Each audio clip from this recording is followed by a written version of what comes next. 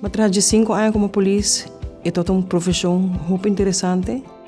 Well, eu estou trabalhando na strand polícia sempre me a chance de patrulhar. Então, food patrulha me cana. E me estou trabalhando no hotel. Me diz, one day I'm gonna end up in a hotel. E me atopa com uma maneira que eu estou trabalhando na Holiday Inn. Ele disse, você não está buscando loss prevention manager. E me aceitar a challenge. Porque é algo full diferente do qual me estou acostumado com ele. E me chega a Holiday Inn Aruba com zero. Não sei nada de hotel industry. E me cresce para manager, para um security director. Então, essa é uma coisa que eu vou saber que eu nice trabalho.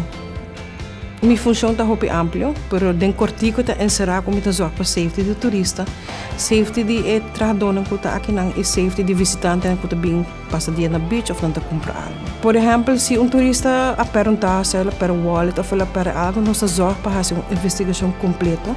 Nós estamos em câmera, nós podemos localizar a taxa, nós localizar turista para nos entregar back sua taxa ou qualquer objeto que por perto. Todo dia tem caso novo, todo dia tem ajuda para guest, todo dia tem coisa diferente que está fazendo para o trabalho, que não está um trabalho intônico, é algo changing every day. Começa a zero, build my way up e bota chega onde que eu quero chegar. Vou por vai onde que eu quero vai. Vou por crescer onde que eu quero crescer. Meu nome é Suenling e amo o turismo.